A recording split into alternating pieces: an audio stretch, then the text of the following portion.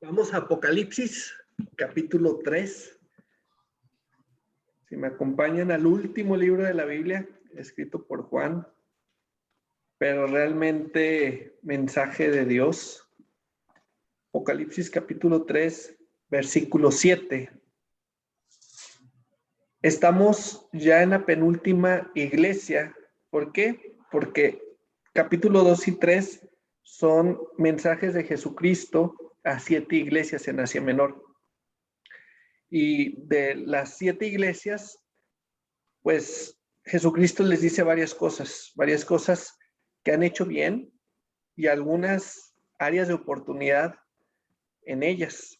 Hay 2 iglesias en particular en las que no les reprocha nada, en que no hay ninguna exhortación de algo que hayan hecho mal. Una es la iglesia de Esmirna y la otra es la iglesia de Filadelfia.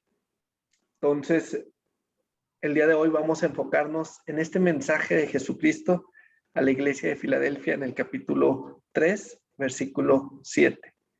Dice, escribe al ángel de la iglesia en Filadelfia. Ahora, ¿qué sabemos acerca de Filadelfia? No es el queso crema que vamos allá al súper a comprar.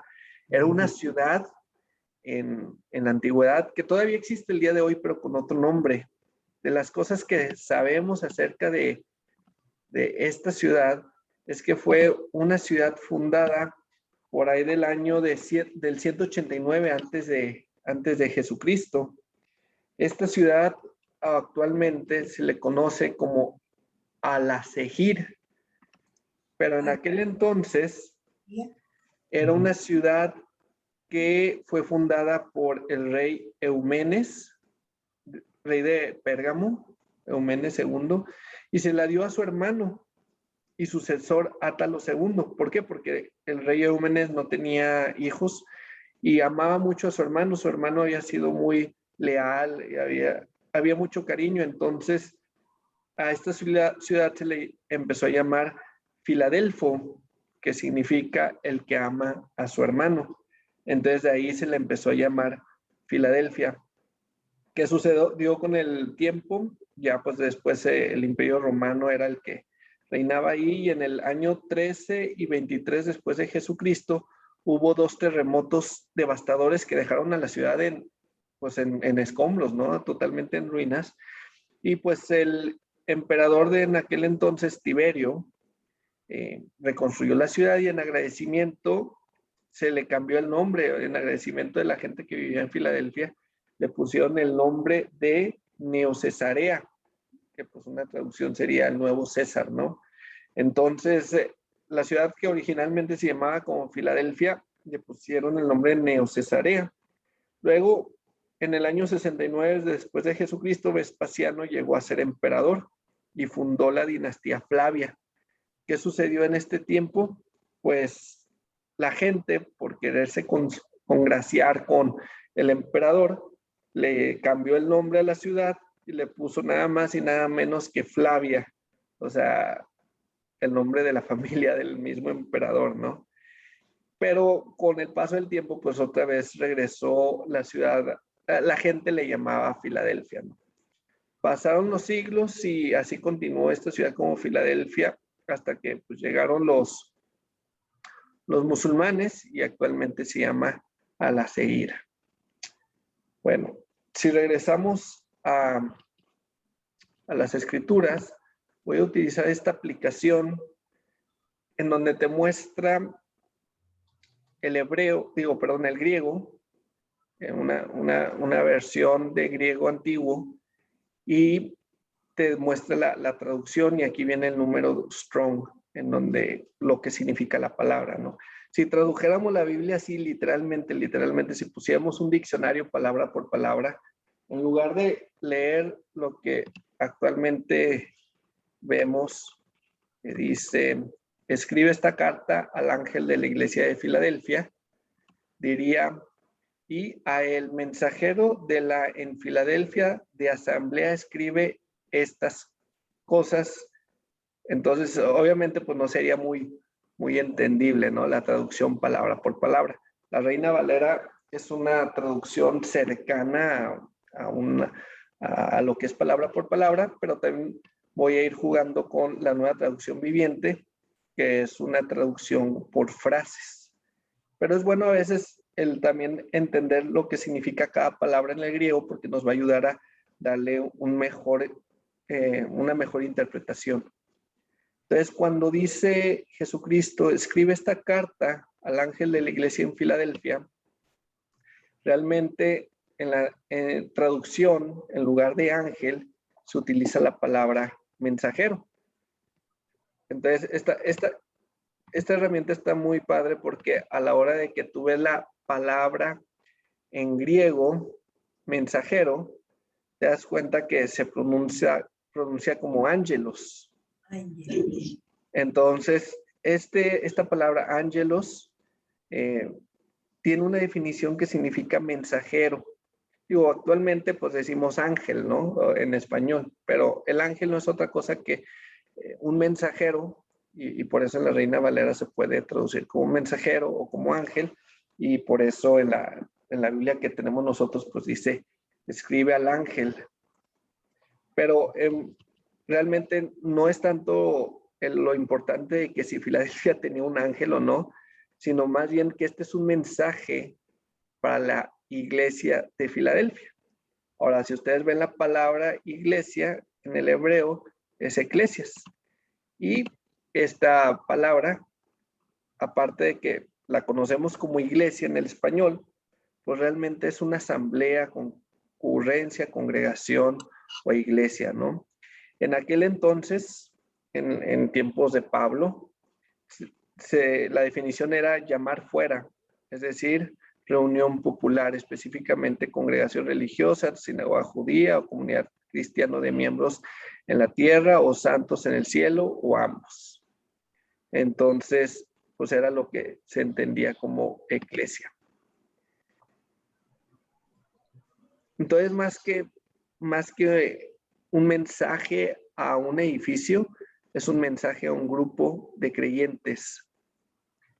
Y lo que continúa en la frase, escribe esta carta al ángel de la iglesia de Filadelfia, dice, este es el mensaje de aquel que es santo y verdadero. Cuando vemos la palabra santo, vamos a ver su pronunciación, algo así como hagios. Cuando vemos esto de santo, es físicamente puro, moralmente sin culpa.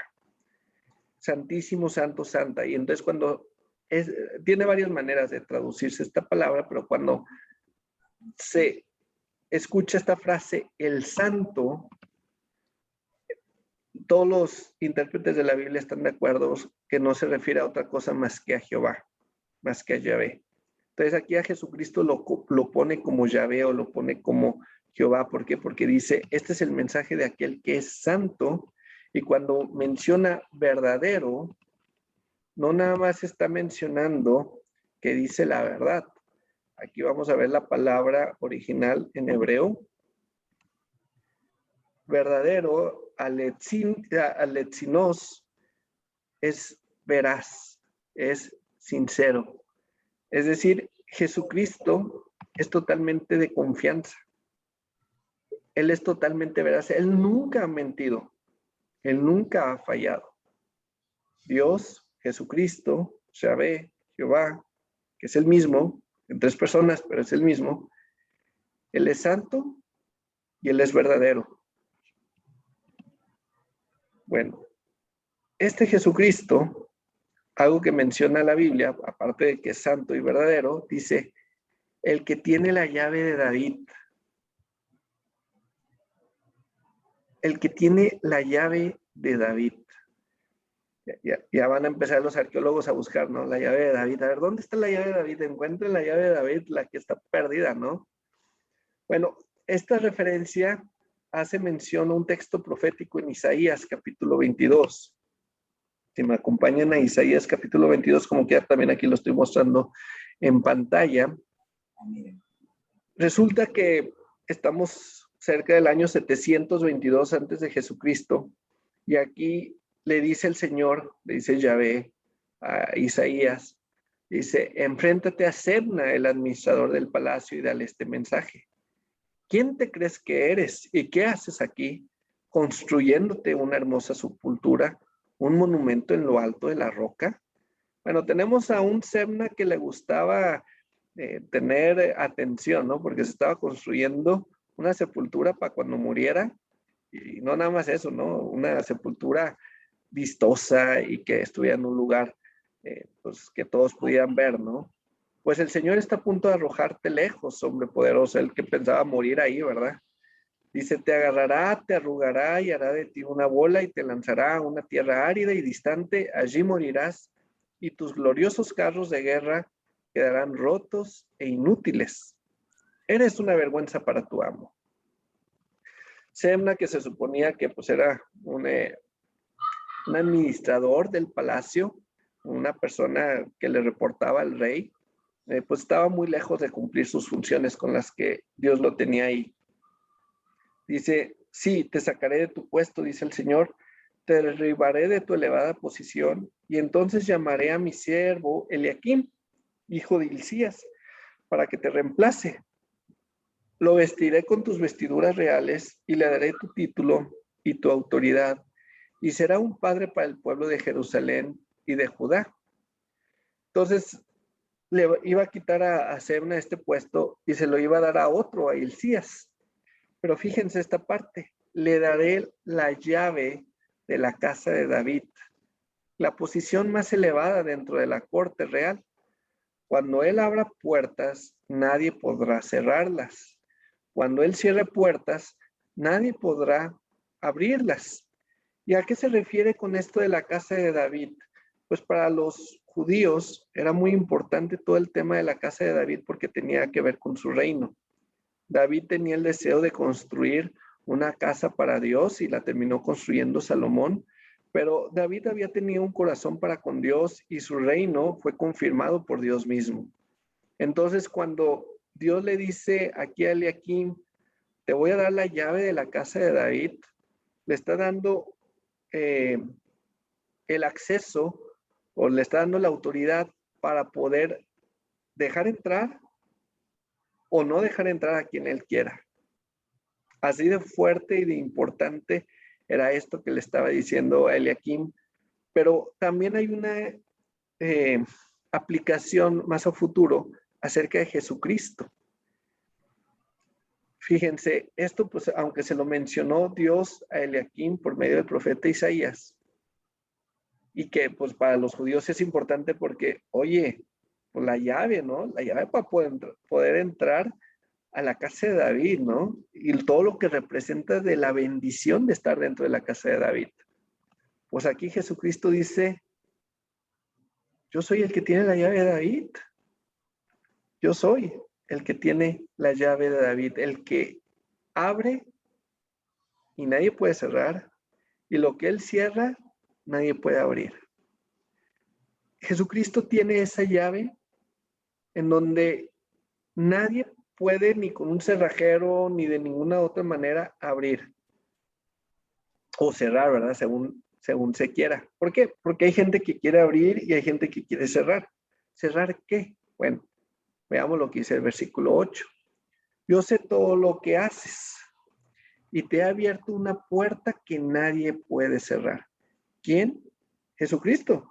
Jesucristo ha abierto una puerta. ¿A quién? A la iglesia, a la asamblea, al grupo de creyentes de Filadelfia que nadie puede cerrar. Y eso es hermoso porque cuando vemos que Dios abre una puerta, entonces esa puerta estamos seguros de que está abierta. Y si Dios cierra esa puerta, estamos seguros que Dios está cerrando esa puerta, pero nadie más. Y aquí Dios le está diciendo a la iglesia de Filadelfia, la puerta no está cerrada. La puerta está abierta. ¿Y por qué está abierta para la iglesia de Filadelfia? Dice, tienes poca fuerza. No sé esto respecto a tienes poca fuerza, ¿a qué se refiere en sí?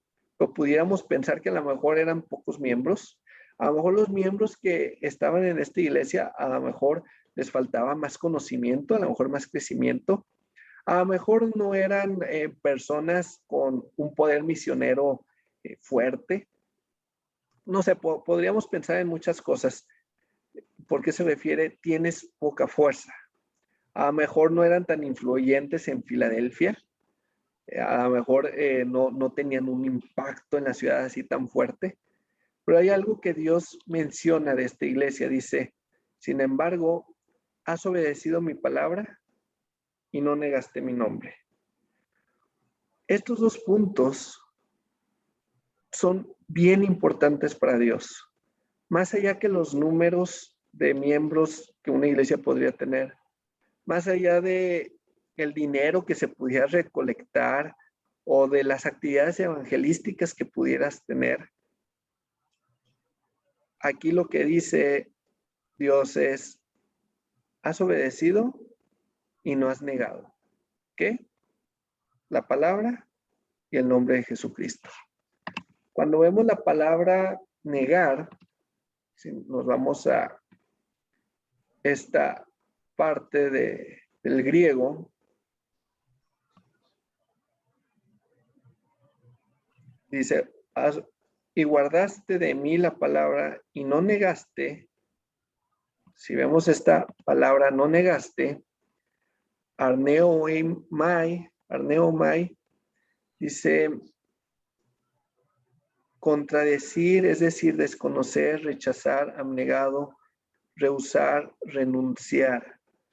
Cuando dice, no has negado mi nombre, podríamos poner sinónimos de estas palabras. Aquí en la nueva traducción viviente lo menciona como no negaste mi nombre.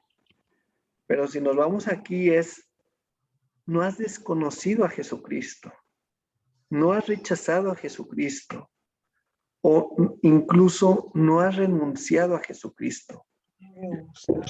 ¿Cómo podemos rehusar, rechazar, desconocer a Jesucristo? Pues lo podemos hacer de muchas maneras, pero aparte de que Pedro, ¿verdad?, negó a Jesús y lo negó 3 veces diciendo que no lo conocía.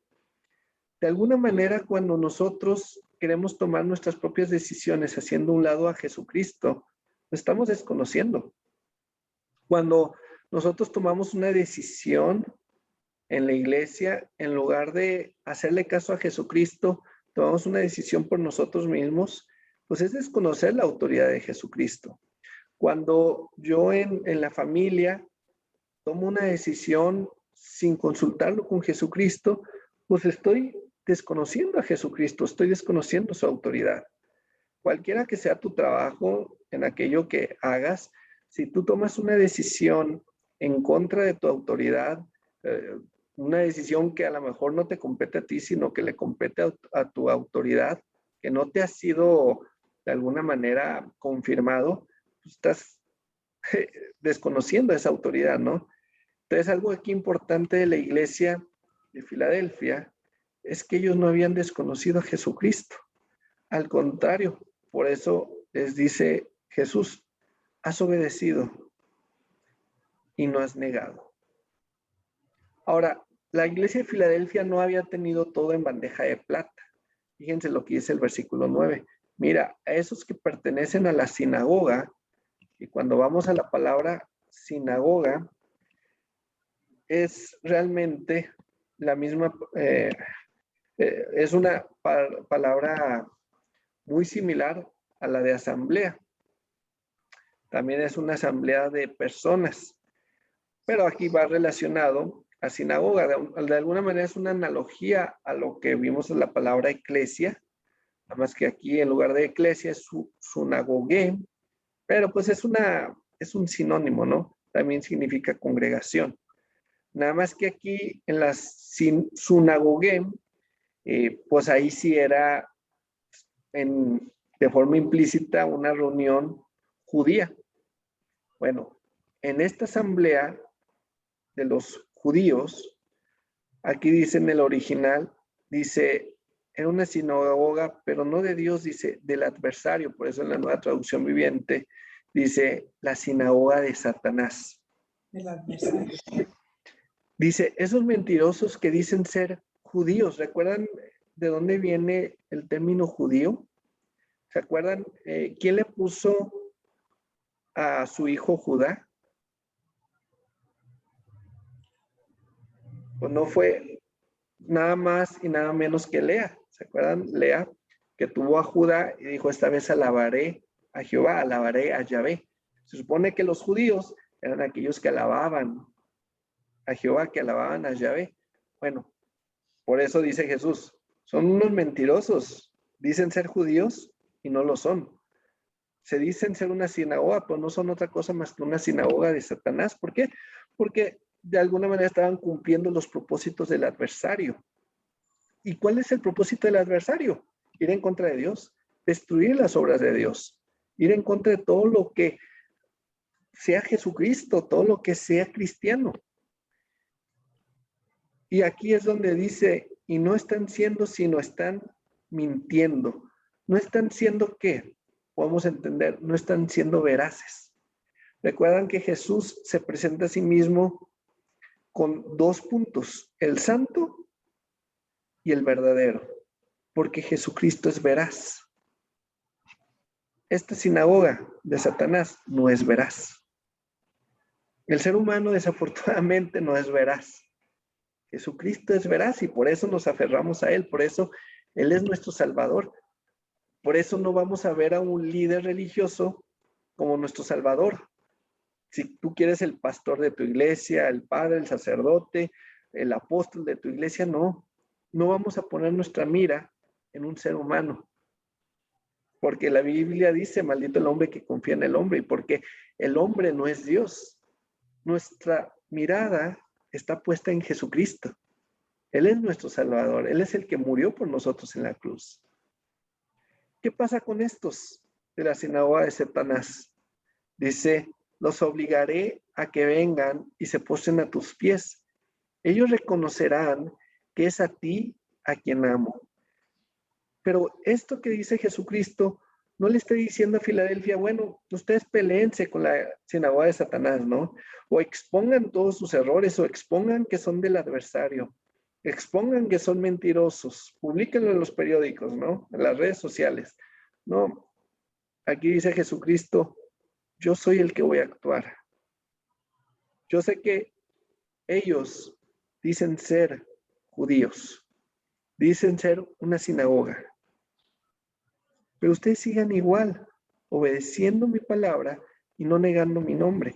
Y saben, esto es muy cierto porque en la actualidad hay muchas iglesias cristianas o que se dicen ser cristianas, pero que no hablan de Jesucristo, en donde las decisiones no las toma Jesucristo, sino las toma un pastor, en donde en lugar de hablar acerca de la misericordia y del perdón, se habla del legalismo y de rituales y obras que tienes que hacer, en donde una persona que confiesa a Jesucristo no es aceptada, sino que eres aceptada en la iglesia ya cuando eres bautizada o cuando ya te aceptaron los ancianos, cuando realmente Jesucristo es el que ha aceptado a esa persona.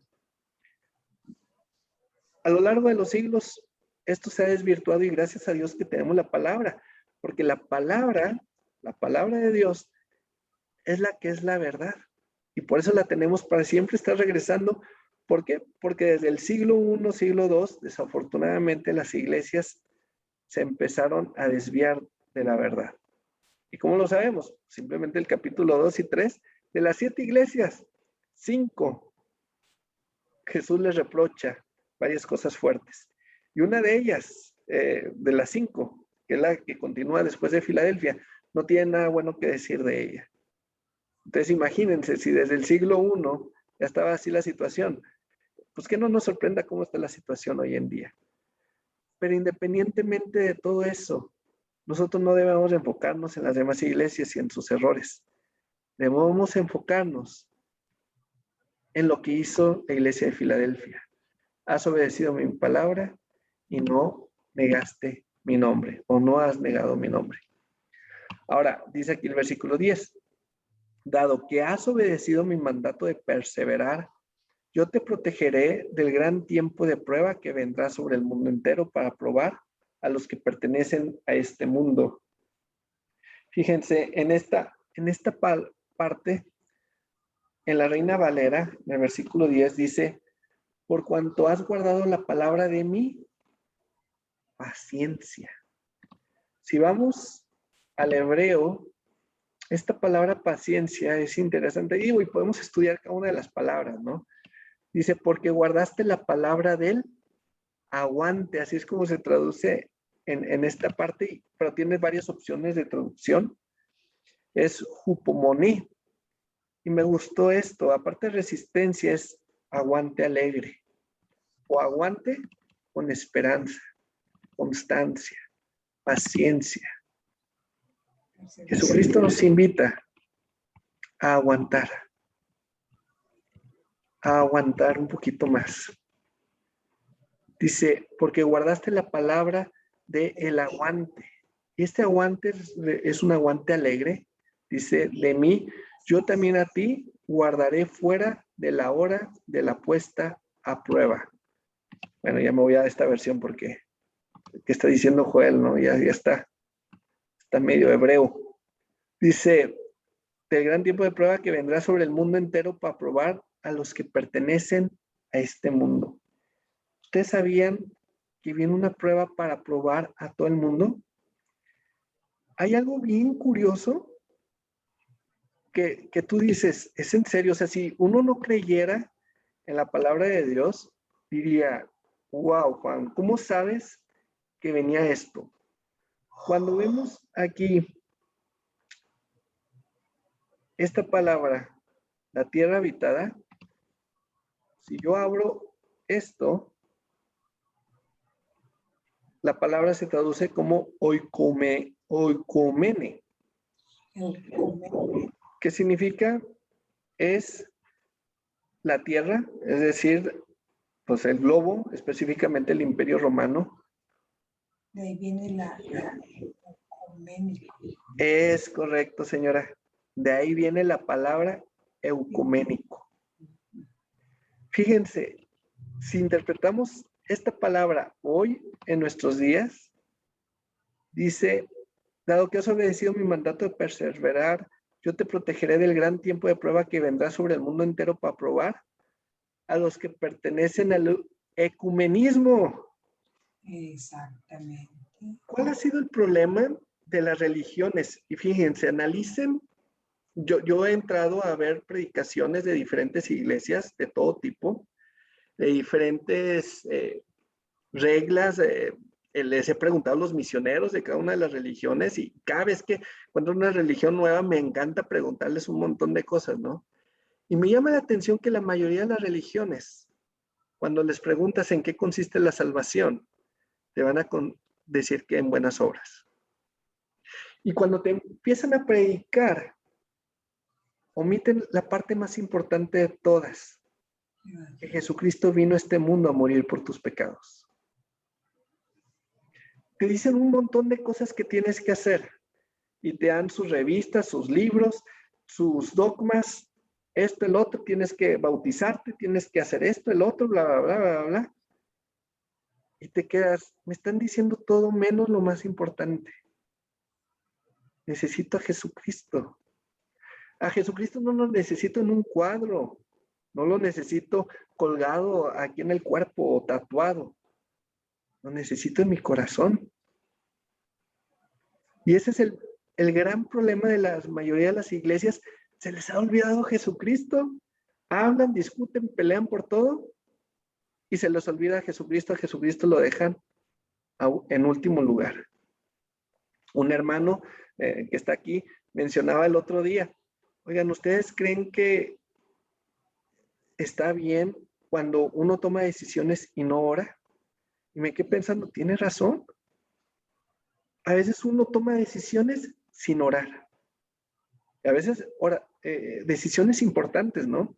Y ya después ya uno dice, ¿y por qué me habré equivocado, verdad? ¿Por qué no me ayudó Dios? Luego uno anda enojado, ¿por qué no me ayudó Dios? Viene un tiempo de prueba sobre el mundo entero para realmente probar quiénes son ecuménicos y quiénes pertenecen a Jesucristo. Porque no se trata de una religión, de cuál es la religión buena y cuál es la religión mala. No se trata de cuál es la iglesia buena y cuál es la iglesia mala. Se trata si tú has recibido a Jesucristo como el Señor y Salvador de tu vida. Dice Jesús, yo vengo pronto. Y cuando se menciona esta palabra, yo vengo pronto, fíjense en la traducción del griego, dice, estoy viniendo rápidamente. Qué hermoso, ¿no? Jesucristo no retarda su promesa, Él viene rápidamente. Digo, sé que ya han pasado 2000 años y a lo mejor para nosotros es mucho tiempo. Tajú dice, en breve, es decir, sin demora, prontos o súbitamente. Y si Jesús lo dice, Él viene rápidamente, dice, prestamente, deprisa, en breve. Yo vengo por ustedes. Jesucristo viene muy pronto, hermanos. Dice, estoy viniendo rápidamente, estés haciendo firmemente cuál estás teniendo, porque nadie tome la corona de ti. Si vamos a la nueva traducción, dice, yo vengo pronto, aférrate a lo que tienes. ¿Y qué tienes? A Jesucristo. Es lo más importante, es el tesoro más valioso. No te aferres a tu cuenta bancaria, no te aferres a tu casa, no te aferres a tu carro, no te aferres incluso a la vida de tu familia o a tu propia vida, porque todo eso lo puedes perder y lo vamos a perder, ¿no? Aférrate a Jesucristo. Algo que ya no pensaba compartir, pero voy a poner rápidamente. Cuando hablamos del tema de perfección, Pablo, en 1 Corintios 13:10 dice, cuando llegue el tiempo de la perfección, esas cosas parciales se volverán inútiles. ¿Qué ven aquí? ¿Qué es temporal y qué es eterno? Porque si hay de las dos, hay cosas temporales y hay cosas eternas. Y aquí es temporal y qué es eterno. Aquí. ¿Qué es temporal? Aquí. ¿Es temporal? Aquí. Totalmente. ¿Qué es temporal y qué es eterno? Lo que está bien. No. Dios nos hizo maravillosamente complejos. Y eso es hermoso. Dios ha puesto eternidad en nuestros corazones. Y lo más hermoso es de que a pesar de que el pecado nos aleja de Dios, porque por el pecado estamos destituidos de la gloria de Dios, en realidad por Jesucristo es de que estamos cerca de Dios. Y fue el abogado. Y Jesucristo nos ha hecho perfectos. Es correcto. Jesucristo es nuestro abogado. Si regresamos aquí a Apocalipsis, dice, aférrate a lo que tienes para que nadie te quite tu corona. Y cuando habla aquí de corona, si me voy al griego, digo, es lo que entendemos, ¿no? Como el Stefanos, lo que se usaban en aquel entonces, que era entretejer o trenzar, pues era una guirnalda que se usaba en los juegos públicos, era algo de mucho honor, aunque pues no te duraba mucho porque pues era hecha de ramitas, ¿no? Y se acababa de volada, pero lo que representaba para el atleta era el reconocimiento de haber ganado eso, era lo más importante para el atleta. Lo más conspicuo. ¿Qué es lo que representa la corona para el creyente? Fíjense, aquí en este estudio de God Questions, me gusta mucho de lo que dice las coronas. Y en el Nuevo Testamento se mencionan 5 coronas. Se menciona la corona incorruptible, en donde Pablo le dice a todos, no saben que a la verdad estamos en el estadio corriendo, pero uno solo se lleva el premio. Pues corran de tal manera que lo obtengáis. Es una corona incorruptible. No como la corona corruptible que dan en el estadio, sino una incorruptible. Es pensando en la corona de aquella herencia incorruptible, incontaminada, inmarcesible, reservada en los cielos. Es decir, esa corona incorruptible es una corona eterna que nos espera en los cielos. Pero fíjense que también dice la Biblia, dice la corona de regocijo. Y Pablo dice, ¿cuál es nuestra esperanza o gozo o corona de que me gloríe? ¿No lo son ustedes para Pablo? Los creyentes, el gozo que sentía por aquellos perdidos que se habían convertido, eso era su corona. No había mayor emoción, como decía Juan, no hay mayor regocijo que ver que mis hijos andan en la verdad. Y entonces Jesucristo mismo a través de Pablo dice, regocíjense en el Señor siempre, alégrense sobremanera. Entonces, la primera es la corona incorruptible, la segunda es la corona de regocijo, la tercera es la corona de justicia. Qué hermoso que hemos sido justificados delante de Dios. Tenemos la corona eterna de justicia, en donde Jesucristo, no por engaño, no por astucia, sino Él entregando su propia vida, nos ha dado la corona de justicia. Esta corona es para todos aquellos que han recibido a Jesucristo, es para ti, hermano, es para mí también. Versículo 4, el cuarto punto es la corona incorruptible de gloria que dio el príncipe de los pastores, es decir, Jesucristo, se los va a dar. ¿A quiénes? Pues a todos aquellos que también se han aferrado a Jesucristo. Dice, la corona incorruptible de gloria. ¿Se acuerdan cuando Esteban estuvo siendo apedreado? Fue capaz de mirar la gloria de Dios. Y tú y yo vamos a ver la gloria de Dios. Y va a ser algo hermoso. Es la corona de ver a nuestro Señor Jesucristo. Y por último, la corona de vida que Jesús le dice a la iglesia de Esmirna. La corona de vida. Es una vida en abundancia. Es una vida eterna. Aquí nada más dice la corona. Para que nadie tome la corona. Algo importante, no sé si se refiere a una de estas 5, ¿verdad? Este pasaje. A lo mejor como la de Esmirna se refiere a la corona de la vida, ¿no?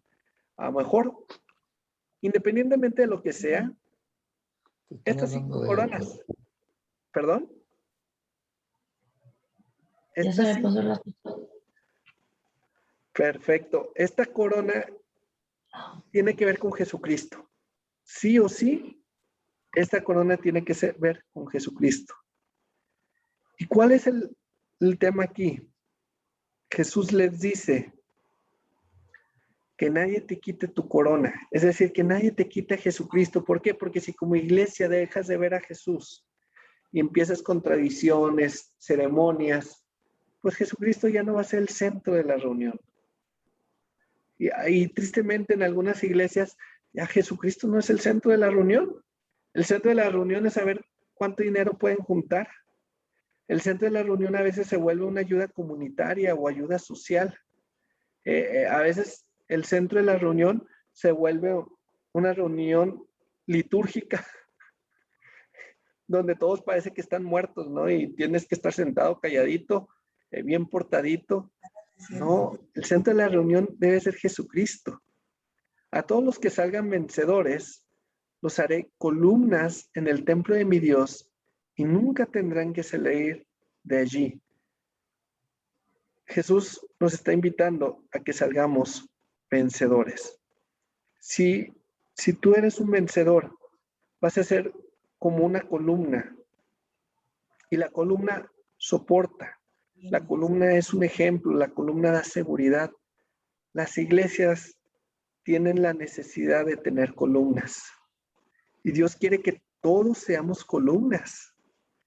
Que todos podamos ser como esa columna y baluarte de la verdad, pero en el punto de vista tanto individual como colectivo, tanto en el individual como la columna, como en el, en el individual como columnas, como en el colectivo como la columna.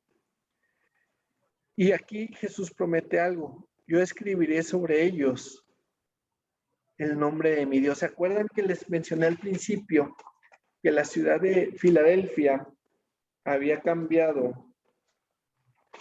de nombre. Se había llamado Neocesarea, porque pues, los ayudó ahí, los salvó Tiberio. Y luego se había llamado Flavia, porque pues querían quedar bien con el emperador de ese momento. Era una ciudad que había cambiado, que había tenido 3 nombres mínimo. Bueno, ahorita ya tiene un 4º nombre, ¿no? Pues aquí Jesucristo les dice, yo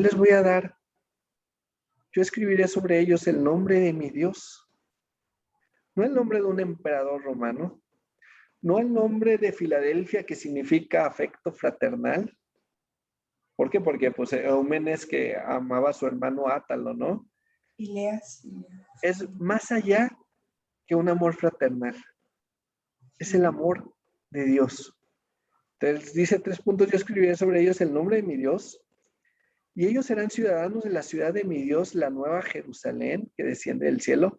Es decir, ustedes no son de Filadelfia, no son filadelfios, no sé cómo se diría, ¿no? Ustedes no son filadelfios, ustedes son de la ciudad de arriba, de la ciudad de Dios, de la ciudad del cielo. Dice, de la ciudad del cielo y de mi Dios.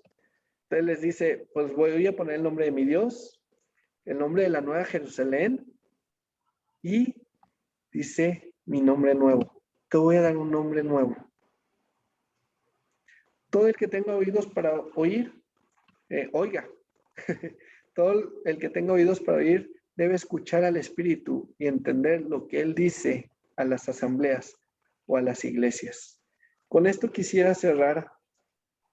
Ahorita, ¿qué pasa en Filadelfia? Pues dicen que no hay ninguna iglesia. Y pues de alguna manera los cristianos que había ido, que ahí fueron expulsados. Pero para mí la iglesia de Filadelfia existe y sigue. ¿Por qué? Porque los seres humanos estamos muy casados a que la iglesia tiene que estar en un lugar. Y tan casados estamos con eso que lo asociamos a un edificio. ¿Qué va a pasar con Ramos Arizpe? ¿Qué va a pasar con Saltillo en 1000 años? No creo que exista, no creo que Saltillo Ramos sobreviva a la tribulación, no sé. ¿Pero qué va a pasar bueno, esperemos que el Señor Jesucristo regrese muy prontamente. A lo largo de los siglos, los creyentes han creído que Jesucristo ha regresado ya. ¿Qué tal si Jesucristo llega en 200 años? ¿Quién sabe si Ramos exista, no? Pues la iglesia Ramos seguirá. Yo digo que sí. Así como la iglesia de Filadelfia, porque la iglesia no está ubicada en una ciudad, en un lugar físico. La iglesia se mueve. Y ahorita hay creyentes aquí donde nosotros vivimos. Estamos para dar testimonio. El día de mañana, ¿qué va a pasar? No sé. Pero el día de hoy estamos aquí para dar testimonio, para guardar el nombre de Jesucristo. Puede ser que intentemos educar a nuestros hijos en los caminos de Dios. Y puede que ellos se olviden de Dios. Ojalá que no, ¿verdad? Me daría mucha tristeza. A lo mejor nuestros nietos, a lo mejor ellos ya no van a querer saber nada de Dios. A lo mejor se convierten en unos religiosos amargados, ¿no? Llenos de liturgias y a lo mejor de ciertas costumbres que a lo mejor aprendieron de su papá o de su abuelo, ¿no? La verdad que todo eso se vaya a la basura. Yo quiero que mis hijos y mis nietos entreguen su vida a Jesucristo y que sigan a Jesucristo como su Señor y su Salvador. No me interesa qué liturgias, qué tradiciones guardan. Yo quiero que su corazón sea para Jesucristo y yo sé que Jesucristo tiene a su iglesia a nivel universal y su iglesia no ha muerto y su iglesia está esperando la venida de Jesucristo porque la iglesia no está amarrada en un lugar físico. Leía que algunos arquitectos, algunos de los que buscan esto de las ruinas, arqueólogos y cristianos y todo eso, que cuando van a lo que pues, ahora, antes era Filadelfia, ¿verdad? Ahora es esta ciudad en Turquía, están muy tristes porque ya no hay iglesia y porque las iglesias, entre comillas, ¿verdad? Están destruidas porque fueron destruidas por los musulmanes, etcétera. Oigan, La iglesia no ha sido destruida. Ellos lo ven como el edificio. Ellos ven la ubicación de Filadelfia. Pero realmente el cuerpo de Cristo ha estado en movimiento en todo el mundo. Y ha estado dando testimonio por todas las naciones. Y entonces somos gente en movimiento. No somos creyentes plantados en un lugar físicamente. Somos creyentes en donde nos movemos. Somos luz. Y así como la iglesia de Filadelfia, hay que seguir guardando la palabra de Dios y seguir obedeciendo. Dios quiere que seamos testimonio en el lugar donde vivimos, en el lugar donde nos movemos. Y eso implica nuestro trabajo, con nuestra familia, en nuestro vecindario, en todo, incluso donde vamos en el Oxxo, ¿verdad? Donde vamos aquí, allá. De repente, últimamente he tenido la oportunidad, a veces digo, bueno, no traigo folletos, a lo mejor mi forma de compartir a lo mejor no ha sido igual. ¿Saben lo que he estado haciendo? A veces de repente me topo con una persona y le digo, voy a orar por ti. Y se queda, ¿sí? Y a lo mejor se lo puedes decir a la persona del Oxxo. A lo mejor se lo puedes decir a la persona que llegó a pedirte dinero. A lo mejor, fíjense, yo muchas veces no les doy dinero. Le digo, mira, no te voy a dar dinero, pero voy a orar por ti. Y ¿saben cuánto me sorprende? Porque yo diría, no, pues se va a enojar conmigo porque no le di dinero. No, una señora, ahora hace unas semanas, me agradeció tanto y dijo, por favor, necesito mucha oración. Fíjense, la gente, a lo mejor necesita dinero, todos necesitamos dinero, ¿no? Yo creo que todos necesitamos dinero, pero más, necesitamos a Jesucristo. Vamos a orar, te damos muchas gracias, Padre, porque Jesucristo es lo que necesitamos. Él es nuestro Salvador, Él es nuestro Señor. Él es el que brinda amor. Él es el que nos da paz. Te damos gracias porque tu Hijo Jesucristo lo es todo. Ayúdanos a no olvidarnos de tu Hijo Jesús. Ayúdanos a que nuestras decisiones estén siempre basadas en Jesucristo, que nuestra familia, que nuestra iglesia, que nuestros hogares, nuestros vecindarios, en todo lugar que estemos, que sea Jesucristo el centro de nuestras vidas y que de alguna manera compartamos a Jesucristo con todas las demás personas con tantas necesidades. Amén.